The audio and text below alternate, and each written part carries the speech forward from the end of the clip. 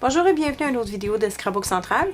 Aujourd'hui, on joue avec toutes sortes de médiums pour faire une belle toile décorative.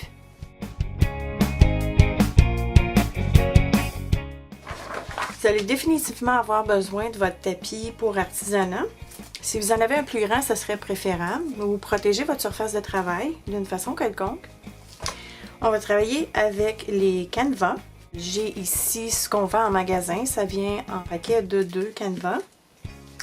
Et on va s'amuser avec les nouveaux stencils de Crafters Workshop. Celui-ci, c'est de 12 par 12 avec le texte. Et on va s'amuser avec celui-ci qui est un stencil à 2 temps. C'est-à-dire qu'on fait la forme et on utilise le contour ici pour donner un peu plus de profondeur à nos fleurs. On va utiliser 2 Glimmer Mist dans le Denim Blue et le Yellow Daisy. Le Perfect Pearls Mist en Forever Blue. Un Paint Dauber en Snow Cap par Adirondack, le Distress Stain en Picket Fence. De Viva Decor, je vais utiliser le Modeling Cream en Mother of Pearl et la peinture métallique bleu azur, ainsi que le Multimédium en mat de Claudine Helmuth. Pour ce qui est des outils, évidemment, votre tapis pour artisanat, un pistolet chauffant, une spatule, un pinceau, une éponge, une palette, quelques perles de grosseurs différentes, ainsi qu'un vieux livre. J'ai ici un vieux dictionnaire en français et je vais m'en servir pour déchirer quelques pages pour mettre en arrière-plan sur mon canevas. Alors, comme vous voyez, j'ai déchiré une page de mon dictionnaire et maintenant je vais déchirer des languettes de papier. Il n'y a pas vraiment de recette pour ça, vous y allez comme ça vous plaît. Et je vais coller ces morceaux de papier avec le Multimédium mat. Et j'en mets toujours un peu à l'endos de mon papier. Et par la suite, je vais rajouter une couche par-dessus pour bien le sceller. Et comme vous voyez, je fais dépasser un peu mon papier de ma surface. Donc je vais le plier pour que ça ait un plus beau fini finalement. Et comme vous voyez, je me sers de mes doigts également. J'ai terminé de coller mes pages de dictionnaire et maintenant je fais sécher avec mon pistolet chauffant. Maintenant, je vais me servir du Picket Fence, le Distress Stain Picket Fence, pour atténuer un petit peu la couleur beige de mon papier pour qu'il se fonde un peu mieux avec ma toile.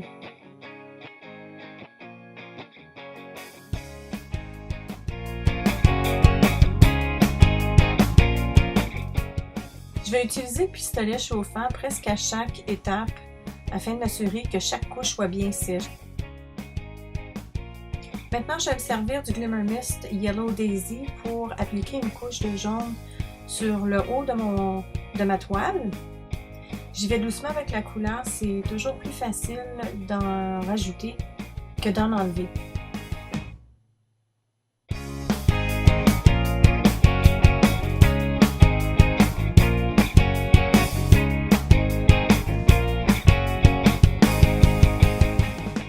Maintenant, c'est le tour du Denim Blue. Alors, je vais m'en servir pour appliquer le bleu vers le bas de ma toile. Et encore une fois, j'y vais un peu plus tranquillement. Si je veux en rajouter par la suite, je le fais.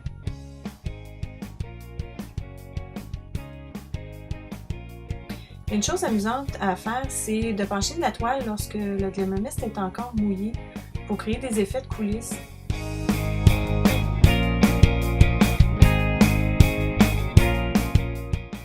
J'ai fait sécher ma première couche de bleu et en fait je trouvais que c'était pas assez foncé, alors vous me voyez ici rajouter d'autres Glimmer Mist en bleu et je vais refaire chauffer une autre fois. J'avais des endroits où le liquide était un petit peu plus épais, alors ce que j'ai fait, j'ai pris ma petite lingette humide et j'ai frotté certains endroits et ça a créé un autre effet assez intéressant, ça ressemble un peu à des montagnes.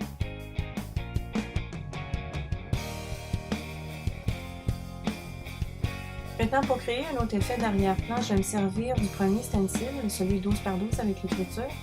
Et je vais me servir également de la peinture Snow Cap, qui est un Paint Dauber d'Adirondack. Et vous me voyez maintenant, je vais utiliser le Paint Dauber avec l'éponge qu'il y a au bout. Mais par la suite, je vais abandonner parce que ça ne va pas assez vite.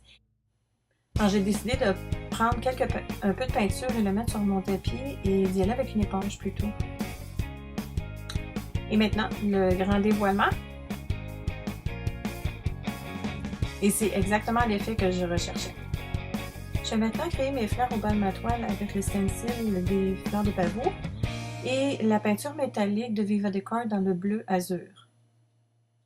Je vais déposer une petite quantité de peinture sur mon tapis artisanal et maintenant je passe par-dessus le stencil avec une éponge. Et c'est ce que ça donne. Alors, je vais déplacer mon stencil en variant la hauteur de mes fleurs et je vais continuer à faire le bas de ma toile.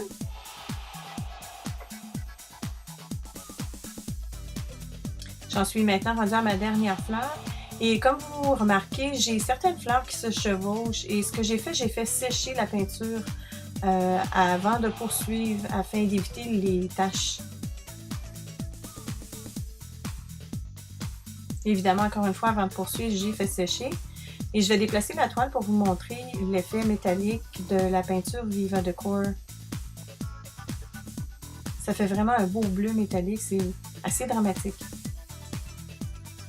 Pour cette étape, je vais repositionner mon stencil par-dessus les fleurs que j'ai déjà fait avec la peinture métallique, en prenant bien soin d'aligner comme il faut. Et je vais prendre la peinture avec mon éponge et je vais tout simplement passer par-dessus le stencil avec la peinture blanche. Et c'est important de bien tenir le stencil. Si l'aile, ça fait des marques un peu trop épaisses, c'est une opération peut-être un petit peu plus délicate que le reste, mais ça ajoute de l'intérêt. Alors comme vous voyez, j'en ferai pas partout, je vais juste sélectionner quelques fleurs.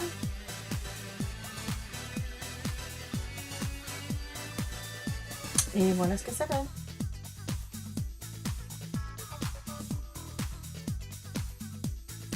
Maintenant, je vais créer un soleil avec le Glimmer Mist Yellow Daisy. Et je vais vaporiser très près de ma toile pour créer de la couleur très concentrée. Je vais l'étendre avec un pinceau.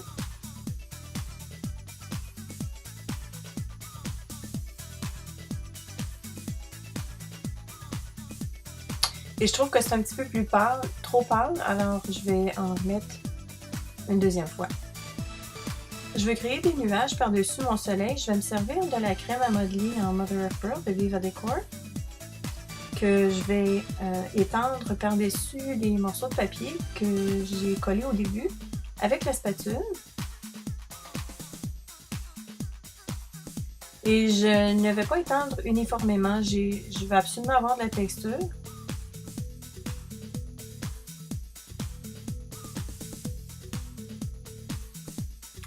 Et maintenant, je vais me servir de mon pistolet chauffant pour faire gonfler la crème à modeler. Et vous voyez ce que ça fait de belles bulles. Évidemment, plus épais vous en mettez, plus les bulles vont être épaisses.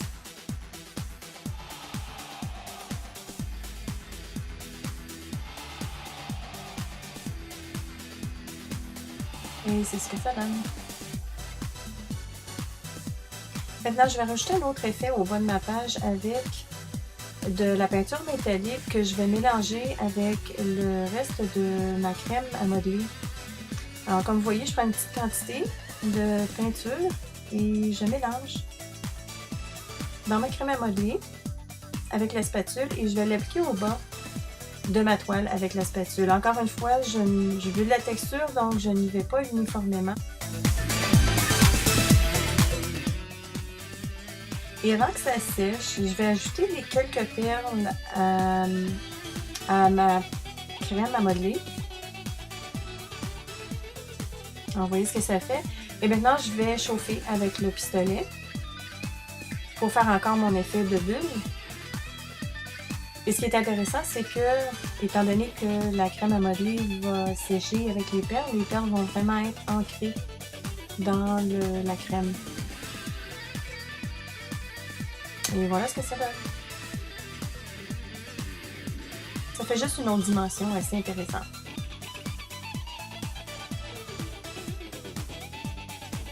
Pour donner encore plus d'éclat à ma toile, j'ai décidé de rajouter du Perfect Pearls Mist.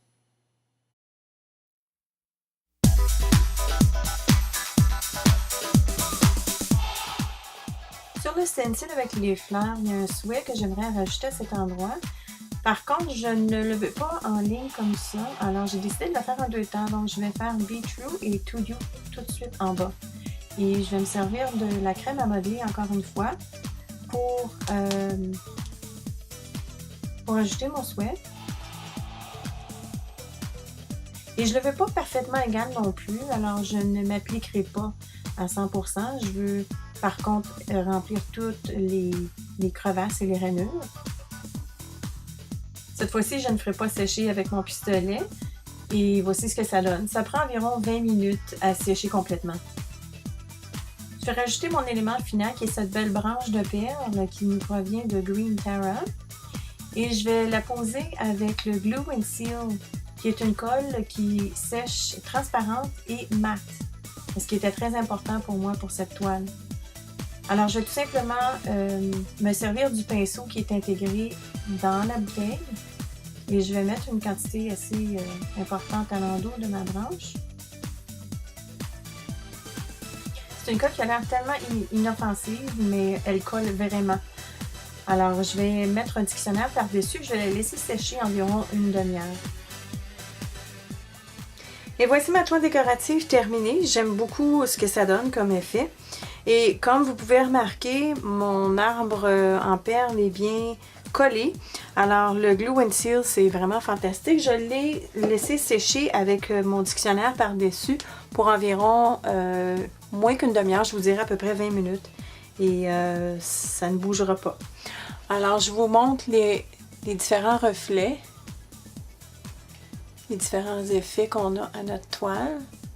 J'aime beaucoup ici en bas avec la pâte à modeler et la crème à modeler et les perles. Je trouve que ça fait un bel effet. Et notre titre ici qui est complètement sèche, Be True to You.